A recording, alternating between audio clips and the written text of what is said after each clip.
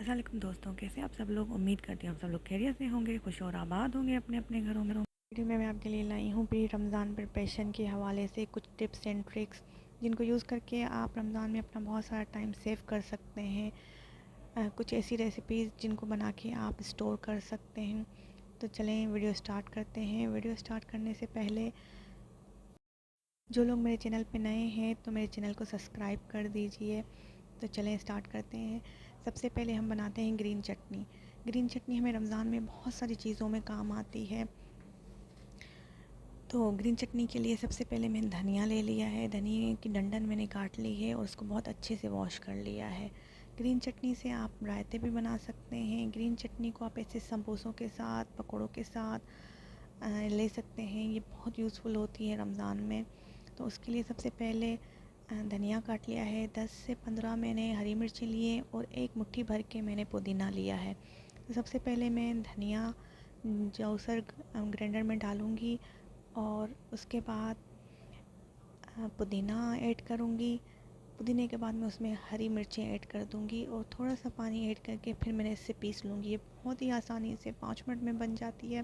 लेकिन पहले से बनी हुई हो तो रमज़ान में और भी बहुत सारे काम होते हैं जो हमें करने होते हैं। तो अब मैं इसको ग्राइंड करके मैंने हल्का सा इसको पीस लिया है। अब मैं इसमें डाल रही हूँ 1 चम्मच ज़ीरा पाउडर खुशबू के लिए और 1 चम्मच काला नमक। काला नमक टेस्ट देता है, इसके टेस्ट को इन्हेंस करेगा। और 1 चम्मच नॉर्मल नमक और 1 चम्मच डालूँगी धनिया पाउडर और 1 चम्मच मैंने चाट मसाला भी डाला है और टेबल स्पून लेमन का जूस डाला है। और फिर से इसको अच्छे से मिक्स कर दूँगी और मिक्स करके मैं इसको एक बॉक्स में भर के फ्रीज़ कर दूँगी। बॉक्स में फ्रीज़ करने का ये आसान तरीका ये होता है कि फिर बॉक्स निकाला और सारे में जब ये पूरे अच्छी तरीके से जम जाएगा तो मैं इसको निकाल के, अब ये देखें बहुत अच्छे से जम गया है। मैं अब इसके पीसेस बना लूँगी, कुछ छोटे कुछ बड़े, और इनको ज़िप-लॉक बैग में स्टोर कर दूँगी। इससे ये आसानी होगी जब भी मुझे कुछ बनाना होगा तो मैंने एक पीस निकाला और फिर उससे वो बना दिया। तो कुछ चीज़ों के लिए हमें बड़े पीसेस चाहिए होते हैं, कुछ चीज़ों के लिए हमें छोटे पीसेस चाहिए होते हैं। तो हमारी नेक्स्ट रेसिपी है ब्रेड क्रम्स। मैंने आपको अपने व्लॉग में बताया था कि मैं ब्रेड्स को अच्छे से सुखा लेती हूँ फिर ब्रेड क्रम्स बनाती हूँ। मैं उसको ब्रेड क्रम्स बनाने के बाद सुखाती नहीं हूँ। ये मुझे बहुत ज़्यादा इजी वे लगता है कि इस ब्रेड को अच्छे से सुखा लिया और फिर स्टोर कर देती हूँ। जैसे ही मुझे टाइम मिलता है मैं ब्रेड क्रम्स बना के रख देती हूँ। तो अब मैं इसके ये पूरी एक ब्रेड की थैली थी छोटी वाली। तो देखिए उसमें से कितने सारे ब्रेड क्रम्स बन गए हैं। ये पूरा रमज़ान मेरा बहुत आसानी से ब्रेड क्रम्स चल जाएंगे। तो ये ब्रेड क्रम्स पहले से मैं पीस के रख लेती हूँ, इससे बहुत आसानी हो जाती है। उसके बाद चलते हैं तो नेक्स्ट रेसिपी पे। इस ये है मेरे टमाटर। मैं टमाटर की अगर आपको मेरी फुल रेसिपी चाहिए तो वो मेरे चैनल पे ऑलरेडी है कि टमाटर प्यूरी बना के रखती हूँ। मैंने उस वीडियो में आपको बताया था कि मैं टमाटर की प्यूरी बना के रखती हूँ और कैसे बनाती हूँ उसमें भी वो सारी है। अब मैं ये टमाटर जो है ना ग्राइंड करके और इनको भी बॉक्सेस में भर लूँगी। ऐसे तो मैं इनको छोटे छोटे कंटेनर्स में और छोटे छोटे जिप लॉक बैग्स में अलग अलग स्टोर करती थी, लेकिन इस बार मैं बड़े कंटेनर इसलिए भर रही हूँ क्योंकि इस बार टमाटर मेरे पास बहुत ज़्यादा थे। ये 15 केजी टमाटर्स थे, तो इसलिए मैं बड़े बड़े कंटेनर्स भर के स्टोर कर लूँगी और बाद में फिर उनको निकाल के पीसेस बना के छोटी छोटी जिप लॉक बैग्स में स्टोर कर लूँगी। इससे ये होगा कि जब भी मुझे एक टमाटर के जितना प्यूरे चाहिए होगा तो मेरे पास ऑलरेडी छोटे जिप लॉक बैग में होगा। तो ये मैंने पूरे बॉक्सेस यहाँ पे भर के और फ्रीज़र में स्टोर कर दिए हैं। 2 दिन के बाद मैं इनको निकाल के और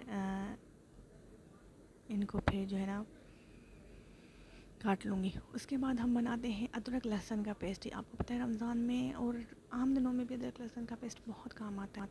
हरी मिर्चों का पेस्ट बना के हम लोग रख लेते हैं। जिस तरीके से मैं पेस्ट बनाती हूँ तो उस तरीके से अगर आप पेस्ट बनाएंगे तो आप यकीन माने 1 महीने तो क्या 6 महीने तक ये आपका पेस्ट बिल्कुल ख़राब नहीं होगा। उसके लिए सबसे पहले मैंने लहसुन डाला है। आधी प्याली तक मैं तेल डाल रही हूँ। वो आपके ग्राइंडर पे भी डिपेंड करता है कि आपका जूसर ब्लेंडर कितने तेल से उसको ग्राइंड करके ग्राइंड कर लेता है। सबसे पहले आप कम तेल डालिएगा, अगर ग्राइंड हो जाता है तो बहुत अच्छा, लेकिन मेरे जूसर में आधी प्याली लग जाती है। मैं हल्के से पहले ऐसा इसको थोड़ा सा ग्राइंड कर लूँगी और फिर इसमें 1 चम्मच नमक का ऐड कर लूँगी। आप चाहें तो पहले भी कर सकते हैं, लेकिन मैं थोड़ा सा पीस के फिर बीच में करती हूँ, फिर बाकी पीस लेती हूँ। तो इससे ये पूरा 1 महीने तक या 6 महीने तक बहुत आसानी से चल जाते हैं। कभी कभी अदरक लहसुन बहुत ज़्यादा आ जाती है तो मैं स्टोर करके भी रख लेती हूँ इसी तरीके से। अब मैं इसको भी कंटेनर में डाल के रख लूँगी। अच्छा, इसकी शेल्फ़ लाइफ बहुत अच्छी होती है, इसको आपको फ्रीज़र में रखने की कोई ज़रूरत नहीं है। ये फ्रिज में भी बहुत आसानी से 6 से 8 महीने चल जाता है। अभी तो मैंने सिर्फ रमज़ान के लिए बनाया है। इसी तरह मैं अब अदरक को उसी जार में डाल के पीस लूँगी। पहले अदरक डालूँगी, फिर ऑयल डालूँगी, आधी प्याली ऑयल डालूँगी और फिर थोड़ा सा पीसने के बाद फिर 1 चम्मच नमक डाल के, अच्छा नमक ज़रूर डालिएगा, नमक प्रिजर्वेटिव का काम करता है। नमक से ही ये बिल्कुल परफेक्ट रहती हैं, इनका रंग इनका जायका कुछ भी चेंज नहीं होता। आप जब भी डालेंगे आपको वही खुशबू आएगी। अगर आप जैसे आप दरदरा पीस के और ताज़ा भी डालते हैं और वैसी ही खुशबू आती है, सेम वैसी ही खुशबू आपको मिलेगी। तो नमक ज़रूर ऐड कीजिएगा, वरना नमक के बगैर इनका रंग ख़राब हो जाता है। तो अब मैं यहाँ पे अदरक निकाल लूँगी और इसी जार में फिर मैं हरी मिर्चों का पेस्ट बना लूँगी। हरी मिर्चों के लिए भी मैं हरी मिर्चें ऐड करूँगी। थोड़ा सा इसमें ऑयल थोड़ा कम जाता है क्योंकि हरी मिर्चें जल्दी पिस जाती हैं। और फिर 1 चम्मच नमक डालूँगी और फिर इसका अच्छे से फ़ाइन पेस्ट बना के इसको भी स्टोर कर लूँगी। तो रमज़ान में ये तीनों चीज़ों की बहुत ज़रूरत पड़ती है हमें, तो रमज़ान से पहले ये तैयारियां करके रख लें तो बहुत आसानी हो जाती है रमज़ान के लिए। अगर आप लोग चाहें तो फ्रोज़न फूड्स भी बना के रख सकते हैं, लेकिन मैं ज़्यादा फ्रोज़न फूड्स प्रेफर नहीं करती रमज़ान में मैं ताज़ी चीज़ें बनाती हूँ। ये सारी चीज़ें मेरे पास स्टोर्ड होती हैं तो फिर जल्दी जल्दी से काम हो जाता है। ये देखें फ्रेंड्स, तीनों मेरी चीज़ें रेडी हो गई। अब मैं इनको फ्रिज में रख दूँगी ढक्कन लगा के और रमज़ान में स्टार्ट करूँगी। चलें अब बनाते हैं इमली की चटनी। इमली की चटनी भी हमें छोलों में, चना चाट में, हर चीज़ में काम आती है। बाज़ लोग खट्टी मीठी इमली की चटनी बनाते हैं, लेकिन मैं खट्टी मीठी नहीं बनाती क्योंकि हम लोगों को थोड़ी खटास पसंद है, तो इसलिए मैं सिर्फ खट्टी ही बनाऊँगी। तो इमली को मैंने भिगो के रख दिया था और इसके बीज मैंने अलग करके पल्प इसी के अंदर है। और अब मैंने 1 चम्मच कुटी लाल मिर्च, 1 चम्मच ज़ीरा पाउडर और 1 चम्मच नमक का ऐड करके इसको हिला लूँगी। अब मैं इसको हल्की आंच पे 5 मिनट के लिए पकने के लिए छोड़ दूँगी। अच्छा, मैंने पल्प ग्राइंड नहीं किया, आप चाहें तो ग्राइंड करके फिर भी इसको पका सकते हैं, लेकिन मैं एंड में ग्राइंड करूँगी। अब मैं 5 मिनट हो गए, इसको उबाल आ गया है। अब मैं इसमें 2 चम्मच कॉर्नफ्लोर के मिला के डाल दूँगी। कॉर्नफ्लोर इसलिए डालते हैं कि चटनी हमें गाढ़ी चाहिए होती है। अब ये तकरीबन 10 मिनट्स लेगी पकने के लिए। तो ये देखें, पल्प मैंने अभी ग्राइंड नहीं किया, मैं एंड में करूँगी। आप लोग चाहें तो पहले ग्राइंड करके और फिर भी पका सकते हैं। तो अब जब तक ये मेरी इमली की चटनी तैयार होती है, इसको 10 मिनट्स लगेंगे, तब तक हम एक एनर्जी बार बना लेते हैं जो रमज़ान में बहुत ही ताकत वाला और काम आने वाली चीज़ है। उसके लिए मेरे पास एक प्याली बादाम है। आप चाहें तो और ड्राई फ्रूट्स भी इसके साथ ऐड कर सकते हैं, जितना चाहें जैसा चाहें आप ऐड कर सकते हैं, लेकिन मैं सिर्फ बादाम ऐड कर रही हूँ। और बादाम को हल्का सा रोस्टेड करके फिर मैं ऐसे पीस लूँगी। आप चाहें तो पहले पीस के फिर भी रोस्ट कर सकते हैं, कोई हार्ड एंड फास्ट रूल नहीं होता किसी भी चीज़ में, तो आप जैसा चाहें वैसा कर सकते हैं। अब ये मेरे पास 12 से 15 खजूरें हैं जिनको मैंने अच्छे से धो के गुठलियाँ अंदर से निकाल ली थी।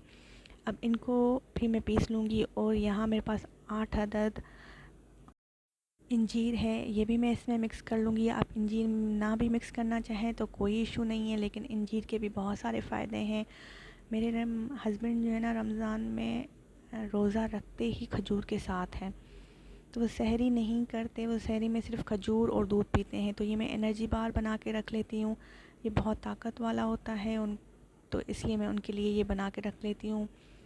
उसके बाद आप ये सारा मिक्सचर उसी गेम ऑयल में डाल सकते हैं जिसमें मैंने बादाम मिक्स किया था। अच्छा, मैंने मक्खन लिया है, आप लोग चाहें तो घी ले सकते हैं, देसी घी ले सकते हैं, मैंने मक्खन लिया है। तो अब इसमें इसको जो है ना रोस्ट करना है, और इसमें हल्का हल्का सा जो मॉइस है वो भी सारा हमें ड्राई करना है। तो इसको मैं इसी में जो है ना 5 मिनट तक पका लूँगी, और फिर इसी में ही बादाम ऐड करके, पहले थोड़ा सा मॉइस ख़त्म करके फिर इसी में ही बादाम ऐड करके हम उसको अच्छे से बादामों को मिक्स कर लेंगे, ताकि वो इस पूरे हलवे में मिक्स हो जाएं। ये बहुत ही मज़ेदार मीठा बनता है बिना किसी शुगर के, बहुत ही एनर्जेटिक होता है। एक बार ट्राई ज़रूर कीजिएगा, बहुत ही मज़ेदार होता है। तो देखें, ये मैंने इसको रोस्ट कर लिया है। अब मैं इसको ट्रे में फैलाऊंगी ठंडा होने के लिए। फिर मैं इसका रोल बना के उसके छोटे छोटे बिस्किट बना लूँगी। आपको जैसा शेप अच्छा लगे आप वैसा शेप बना सकते हैं इसका। हल्का सा ये ठंडा हो जाएगा, फिर आराम से आप कोई भी इसको शेप दे सकते हैं। तो मैंने इसको फैला के रख लिया था, बाद में मैं इसको शेप दे दिया था, लेकिन वो वीडियो शायद मुझसे मिस हो गई शेप देने वाली। लेकिन मेरे पास, मैं किसी और वीडियो में वो आपको दिखा दूँगी कि वो शेप दिए मैंने, कैसे उनको शेप दिया था। आप चाहे तो अपनी मर्ज़ी का कोई भी शेप दे सकते हैं। तो ये थी मेरी रमज़ान की कुछ तैयारियां जो मैं पहले से करके रखती हूँ। उम्मीद है आप सबको पसंद आई होंगी, और आप लोग भी इसी तरह कुछ तैयारियां करके रखेंगे तो रमज़ान में बहुत आसानी होगी। और ये देखें, ये मेरी इमली की चटनी भी यहाँ बिल्कुल रेडी हो गई थी। बाद में मैंने इसको पीस लिया था। अब देखें, बिल्कुल स्मूथ सी एक चटनी तैयार हो गई है, और ये खट्टी, ना ज़्यादा खट्टी है और ना इतनी तीखी है। तो ये बहुत ही मज़े की बनी है। थैंक यू, अल्लाह हाफ़िज़।